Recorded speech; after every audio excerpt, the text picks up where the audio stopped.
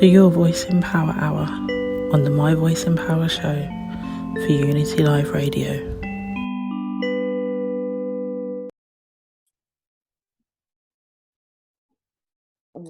Hello and welcome to the Your Voice in Power Hour. Can you tell us your name and a bit about yourself?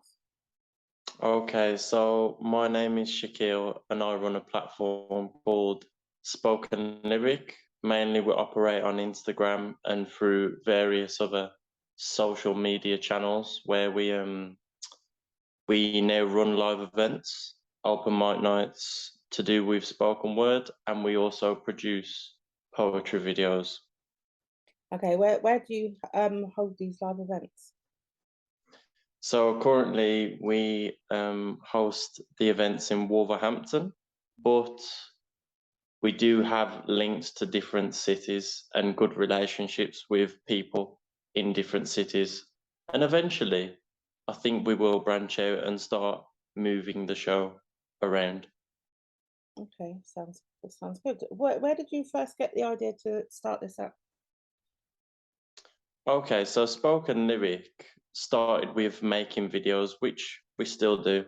And the reason why I chose to make poetry videos is because when I started getting into spoken word, I was looking for inspiration and there was nothing accessible that I was typing in that I thought, oh, I instantly, when I typed it in on YouTube, I thought that something would come up that's relevant, that's UK based, but I couldn't find anything and it was really hard to find.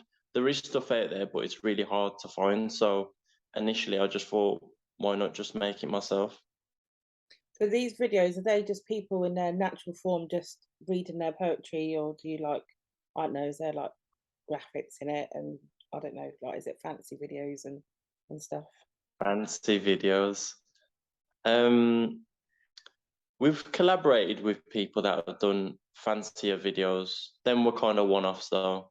But traditionally, we just shoot people doing the raw format of performing their poetry.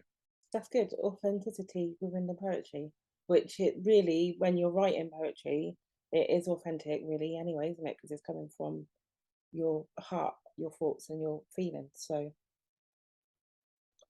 when did you first get into writing poetry?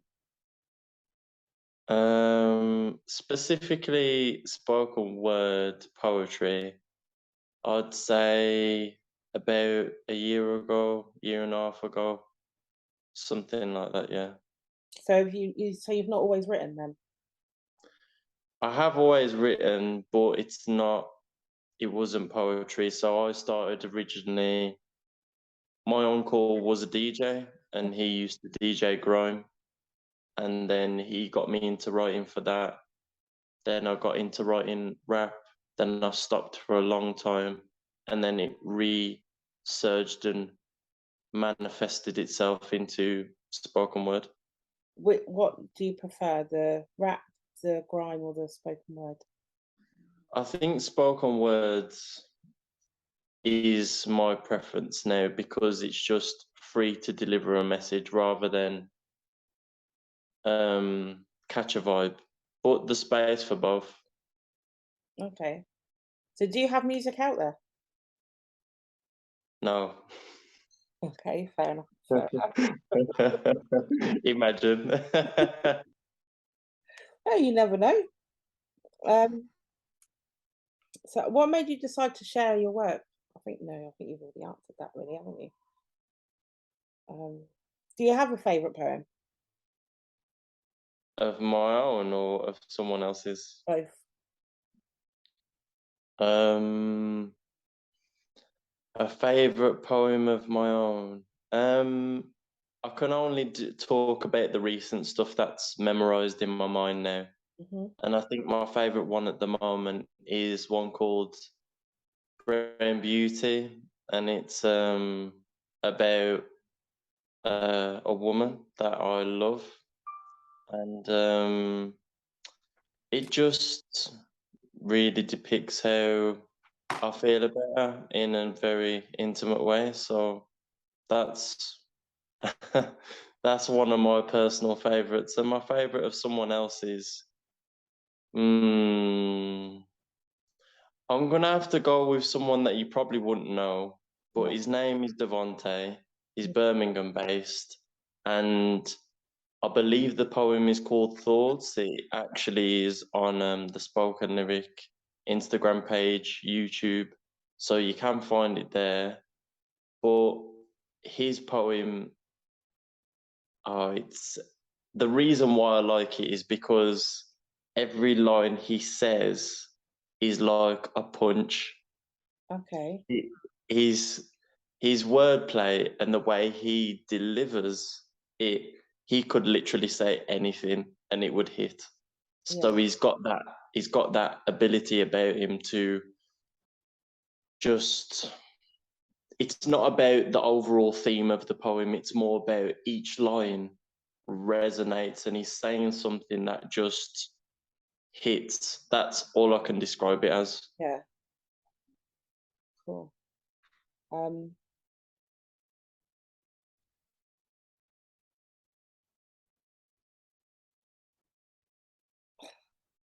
Sorry, I've spoke you to death. No, but that's what I like. It just like sometimes the conversation flows, and sometimes it doesn't. Like it's like thinking what to ask within what you're saying. Actually, you said that in the messages you were going to talk about what you do for work. So what else do you do?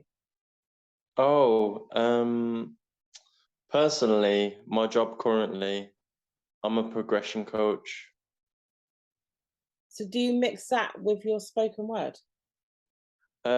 So as a progression coach, I work with people that are in supported accommodation, and sometimes we have run sessions for the residents, and I have done a few spoken word sessions, but that's not the main focus of the actual job. So not really, no. So what is the main focus of your job? It's kind of like key work, youth work. It's similar to a social worker, but we're just based in predominantly housing. But yeah, we just support young people that are under 25, between 16 and yeah, they live in supported accommodation, and we try and get them to a place where they can live independently. That's the aim of the job, really. Okay, so I'm assuming that there's more to that than just the external stuff like finding houses and stuff like that. Like there's mental health support behind all of that as well. There's a lot of things that go into it, really. It's not, if you look at the job description, it's actually just a lot of things. Because, as you know, being an adult, life is, it's a lot. And when you're dealing with 8 different people that lived a full life, probably went through more because they're in a situation where they would be in supported accommodation. Yeah. They have experiences and live a certain lifestyle, some of them that promote situations and create situations where they would need support that would go outside of the remit of the job. I've worded that in a very complicated way, but there's a lot to the job, basically. No, and it doesn't. It sounds like a lot. It doesn't sound complicated. It sounds like a lot, but as someone who's lived a life of trauma, I completely get the kind of situations that they would be coming from, how it feels, that whole. So it's good to know that there is like support out there, because that support that maybe I'm wrong, but I don't think that support that was there when I needed it, and so it's good that it's coming about. But obviously, it's come about obviously at a difficult time because things are about to start getting harder now. So it's surely that's going to bring like additional pressure. It's weird because I think people only can accept support when they want to accept support. And I think at the time of going through stuff, especially as a younger adult, you probably are not open and understand the support fully. and are not willing to engage. So it's a difficult one, really. And what I'm saying is that you can offer support and support people, but in the circumstance that we're operating in, they're not always going to take the support. So it's a weird one, really. Yeah, no, and you know, I spoke about that in one of my other shows when I spoke about self-esteem, because obviously, like, the first thing you get told when you're a person who needs support is get yourself um, a supported structure, like find a circle of people that you can support. But if your whole life up to that point has shown you that other people can't be trusted, how do you build that with other people you don't know? When you, if you can't, Exactly. yeah, it's like if you can't trust the people who are supposed to love you and bring you up, how are you supposed to put your trust in other people who you don't know? Because as well, in between that, you've taken steps to trust other people you don't know, who have then also mistreated you, but obviously they've mistreated you because of the level where you're at within yourself. And then obviously then there are people like yourselves who are coming in to support so that they can get out of that. But yeah, it's really, really hard to see. And it's almost as if there's a lot for other people to prove when you're trying to do this work. And I guess that makes your job difficult, but always worthwhile in the end. Hope so, God willing. Yeah. So do you write about any of this? Obviously, you wouldn't write about people's personal experiences, but like, do you write as a form of helping yourself with your own mental health? Because that must be quite difficult to be in. I wouldn't say most of my writing is about mental health specifically or to deal with it. I think I just enjoy writing. Yeah. Personally, I just enjoy the process of writing, whether it's creative, whether it has been used to deal with and articulate a certain circumstance which I am dealing with at the time, but I just enjoy writing in general, and I do use different inspirational material, and it can be anything. So you're not inspired by any one person in particular, you're just inspired by times and moments. Everything. I think you need to live life, and I think if you live life, then no matter what that means to you, you'll come across material that can be used to inform your writing. Okay, yeah. So what do your poetry nights, you said you put on events, what does that entail? What happens on these nights? So our structure for our particular night is we have an open mic section. Yep. And then we have headliners, and then the headliners get paid from ticket sales. And then I tend to host, but we have a team of people that can host, or we can put in a host. It's usually, the show runs about usually an hour and a half, 2 hours. Can go over because people like to network and stay and chat after, because poetry events are quite sociable. Notoriously, they are quite, people do want to conversate and talk, and it is a very safe space. The scene in general is like that. So our night is also like that. People like to stay and conversate after.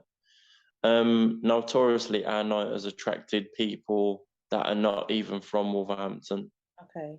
No, we attract people from north, south, west, east. Like, we've got, last show we had people from Bolton, even.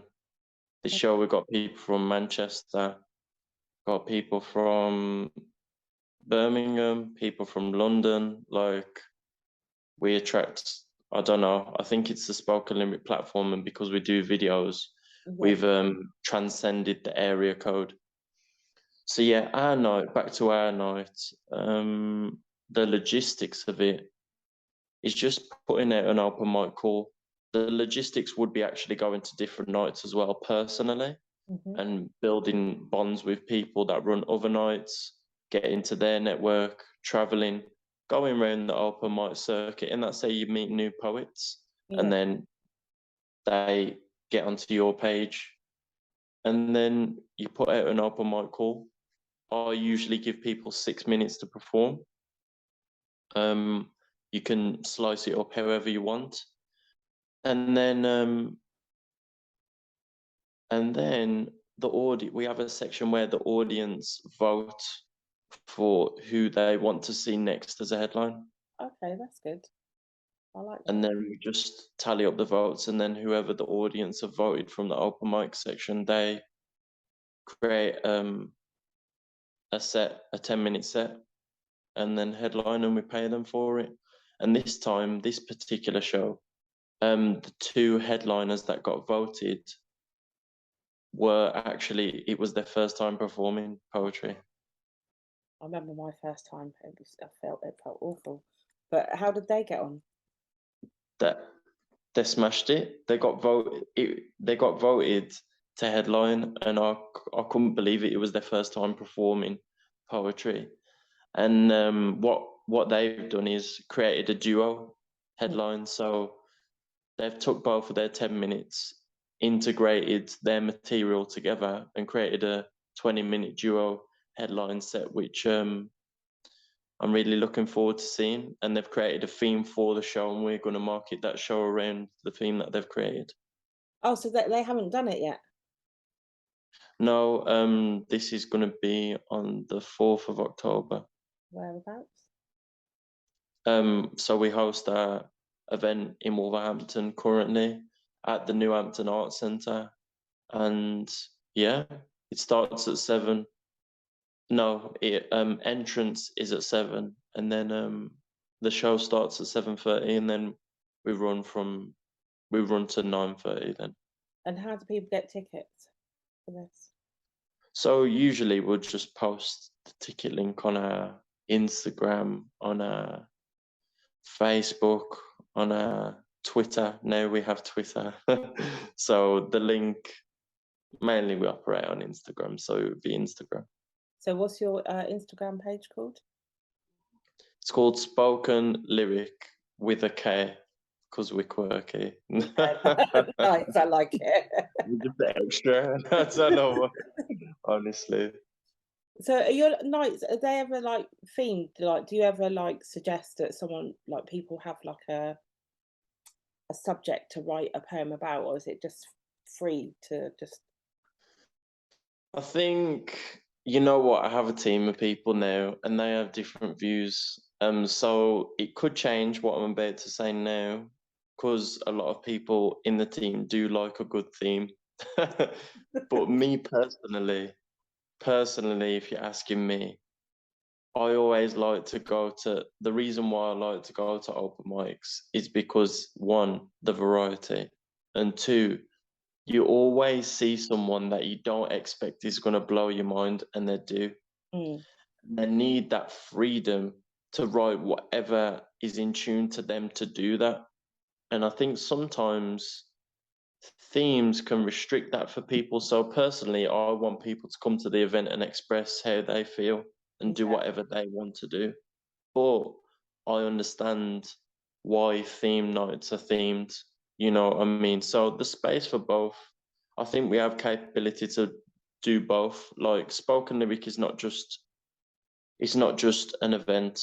We do videos, we're trying to do audio too, we're trying to put out albums, we're trying to do networking events, we're trying to do different things in the spoken word realm. So the night may change. I'm happy with it changing. I'm happy with us doing different stuff. Like, the last show was called something completely different to what we're calling it this time. So yeah, it's not really a set thing. We're just being creative with it basically. Maybe you could add on some like additional time and have like a themed section and then a free speech section, like all in one night. It'd be good. The possibilities are endless. Yeah. And when you've got a creative mind, it makes it even more endless. But do you do anything else creative? In terms of my personal life, or just Just in general, yeah. Like, I think, well, previously I got into the creative space through drama and acting, okay. and then that fizzled out, but now it's re reshaped itself in spoken word. So I would say currently that's the only creative thing I do now. I have wrote scripts before. I think that's where I got my taste of writing. But I think spoken word is a good blend of both. And you can write something and not have to deal with the process of a theatre and rehearsing. You could just go there and perform it and get that instant reaction from the crowd rather than doing a long process. So it's a nice blend between the both when I'm looking at my own journey. But other than that, I wouldn't say I do anything if you think about organizing things, that is creative, because I am quite into a couple of different projects now, not just with what Spoken Lyrik do, but trying to work with other collectives too. So yeah, I guess you can say that's creative because I am organising different things. A man of many talents. That's good. Try to be.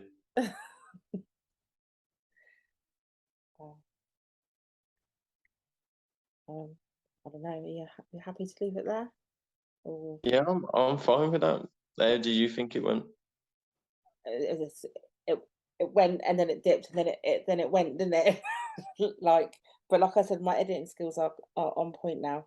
I've even made my own little you know, like when you're listening to the radio and they have their like little, I don't know, you're listening to blah blah blah blah blah whatever. So I've done my own ones of those and made the little music bits and that to go behind it.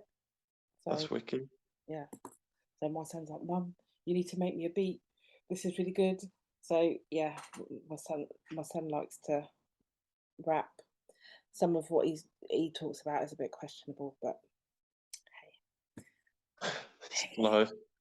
yeah. You can't control the kids. Yeah, and he's 17, so like I'm not surprised, to be honest. Like, and obviously he's going off as well of what music is out there. Yeah. But yeah, I don't know. One day he'll do something a bit sophisticated, so because he's got it in him.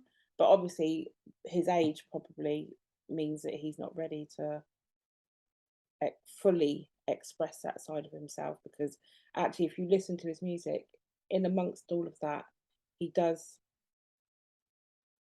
have a few bars in there and you're like, yeah, so he'll get there. But Yeah, man. at the moment it's what the people want, you know, so What the people want. You know what though? I disagree. yeah, I disagree. It should be about what's in here, but he's not ready to. Oh, man, I don't know, man. It's not. I don't think it's necessarily what people want. I don't think it is necessarily because I don't know. It just depends what media companies put out there. Yeah, you're right, because most people don't want to hear that, and that's the trouble with my son. A lot of his stuff that makes sense and is talking sense is mixed in with, I guess, what people his age are doing. So it's a cross Mm. between the two. Like an adult would like the bits, the bars in between that speak like he's not, like you can hear his knowledge is in there. But then people his age want to hear the other bits that he's talking about. So if we were all in a room, he'd get real mixed opinions. So yeah, I don't know, but I'm not fussy anyway. I don't mind. I'm a music person, so That's good, man. I'm glad. yeah, let him do what he feels is best for him. So But yeah, is there anything Do else? what he's got to do. Hmm? He's got to do what he's got to do, man. Exactly.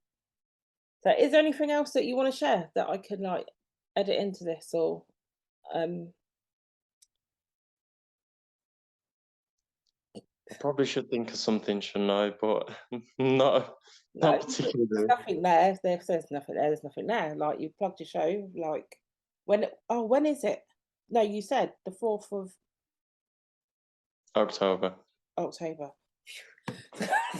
Yeah, so obviously I'll make sure it airs before then, because I've got a whole. What I did was I did a backlog of interviews, trying to do shows around them, and then I'm sure people are getting fed up, like, when's my show coming? But yeah, so I went live on the 4th of August for the first time, so like it's all flowing like that. So I've got 3 more shows that have been pre-planned before I've done this interview. So, but yeah, so yours will be sometime next month. But I I'll love the air it. organisation. Hmm? I love the organisation. I'm just pretending, bro. Fake it till you make it. Is that what they're saying? Yeah, that. So I'm semi-organized. So I'm organized enough that I've got it all kind of like planned out, but I need to do the work within the organization. Yeah, that sounds good to me. So yeah, that's what I'm doing. But I won't air it without letting you know. And Okay. what I've done this week is, because the person I'm interviewing this week, she's got a logo for her business, so I've merged her logo with mine on the flyer. So I'll do that with yours, if that's all right, to steal a picture of your logo and then just back it on there. And then, yeah. That's fine. Cool. Thank you for your time. Have a Likewise. good day. And yeah, I'll let you know when it's all sorted. Oh, wait, no, don't go yet. Do you have 4 favourite songs? 4 favourite songs? Yeah. Can there be anything? Yeah, and you've got 9 minutes to think about it. Fuck. Favourite songs? Right. I can't give you the history. Can you still see me? Yeah. Oh, wicked. So I'll just give you my 4 favourite songs right now. Yeah. Do they have swearing in them? Can they have swearing in them? If they're swearing in them, I've also learned how to edit that out, so that's fine. Right. So right now, Yeah. I would say a song called "Afraid to Feel." Oh, I like the title of that. Do you want to know who it's by or just the title? If you can tell me who it's by, please, that'd be great. I think it's by someone called LF System. Oh, system. Okay. And then I'm gonna say Lauren Hill, Lost Ones. Banger. Yeah. I'm gonna say Silent Hill by Kendrick Lamar. Yeah. See, that's what, I was so annoyed, yeah. Because they Yeah. were like, "Oh, what time slot do you want?" So I picked between 9 and 11 on a Thursday night. That way I can play what I want. I don't want to play music that I'm not into if I don't have to, even though some people have picked some odd things. But like, but it's a global radio station, so Yeah. it's online. So he's like, "Yeah, but it's nighttime here, but someone else is eating their breakfast when they're listening to you," and I'm like, Oh, right. "Yeah." Okay. But also, I still talk about a lot of controversial stuff, so it's still a bit like, It's a bit mad then. yeah, And then what music do you like then? anything. I'm actually not that fussy. I'll listen to drum and bass, R&B, grime, garage, hip hop. Yeah, you name it. What's your favorite Michael Jackson song? Mm,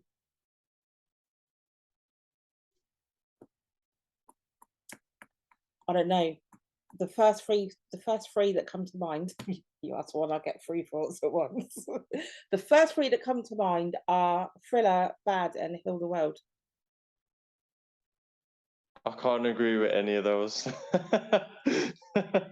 What's yours then? So I'm gonna go with my final song, Bob Marley, Zimbabwe. That's a banger. Okay. What Michael If- Jackson song do you like then? Human Nature, Earth Song, and I'm gonna say Leave Me Alone. Is it Leave Me Alone? Yeah, that is a banger as well. And there's one. Is that the same one where he done the video in the recording studio and he's got all these cartoon characters in it? Yeah. Yeah, yeah. So this Afraid to Feel one, is that? Yeah. Yeah.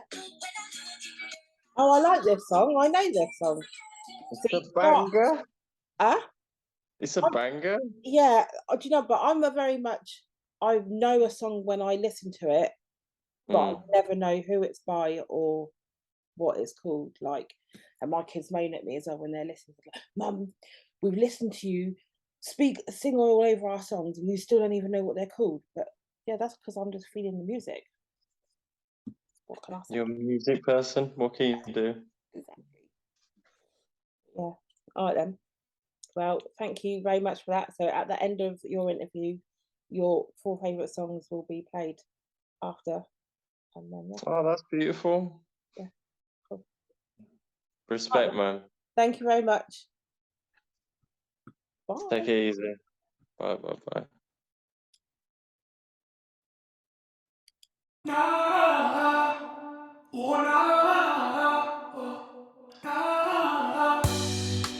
If you would like your voice to be heard on the Your Voice in Power Hour, then why not get in touch with me at myvoiceinpower@outlook.com.